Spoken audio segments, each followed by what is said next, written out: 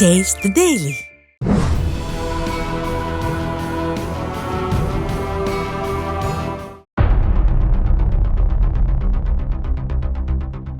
விக்கிரவாண்டி தொகுதி இடைத்தேர்தலில் அதிமுகவின் வாக்குகளை எப்படியாவது வாங்க வேண்டும் என்று எங்களுக்கு ஓட்டு போடுங்க என்று கெஞ்சிக் கொண்டிருக்கிறது பாமகவும் பாஜகவும்.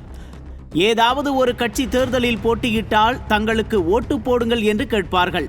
ஆனால் ஈரோடு தொகுதி இடைத்தேர்தலில் தில்லுமுள்ளுகள் செய்ததைப் போல அராஜகத்தை கட்டவிழ்த்துவிடும் என்பதால் அதிமுக தேர்தலில் போட்டியிடவில்லை. அதை பயன்படுத்தி அதிமுக ஓட்டுக்களை எப்படியாவது கையேந்தியாவது வாங்கிவிடலாம் என்று செயல்பட்டு கொண்டிருக்கிறது பாமகவும் பாஜகவும். அதெப்படி? இந்த பக்கம் அதிமுகவை விமர்சிப்பார்களாம், அந்த பக்கம் அதிமுகவின் ஓட்டுக்களை எங்களுக்கு போடுங்கள் என்று கேட்பார்களாம். என்ன லாஜிக் இதெல்லாம்? இதுதான் அரசியல் முதிர்ச்சியின்மை என்பது.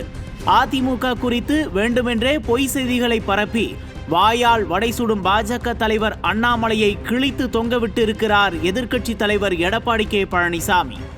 அண்ணாமலை வந்த பிறகுதான் தமிழகத்தில் பாஜக வளர்ந்து விட்டது போன்ற மாய தோற்றத்தை உருவாக்கி கொண்டிருக்கிறார். ஆனால் உண்மையில் அண்ணாமலை போன்றவர்களால் தான் மத்தியில் கூட்டணி ஆட்சியமைக்கும் சூழலே பாஜகவுக்கு ஏற்பட்டிருப்பதாக அதிமுக பொதுச் செயலாளர் கடுமையாக விமர்சித்திருக்கிறார். இப்பொழுது 2024 நாடாளுமன்ற தேர்தலிலே, கோவை நாடாளுமன்ற தேர்தலிலே பாரதிய ஜனதா கட்சியின் சார்பாக திரு அண்ணாமலை போட்டியிட்டார். அவர் திராவிட முன்னேற்ற கழக வேட்பாளரை விட 1,18,000 வீட்டு குறைவாக பெற்றிருக்கின்றார். அப்படி என்றால் எங்கே பாரதிய ஜனதா வளர்ந்திருக்குது?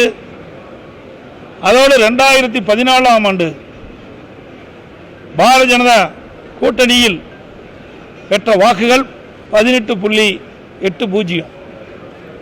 தற்போது பாரதிய ஜனதா தலைமையில் அமைக்கப்பட்ட கூட்டணிகள் பெற்ற வாக்கு 18.28.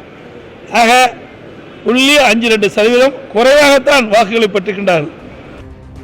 சில நாட்களாகவே விக்கிரவாண்டியில் பரிசு பொருள் விநியோகம் கனஜோராக தொடங்கிவிட்டது ஆளும் திமுக அரசால்.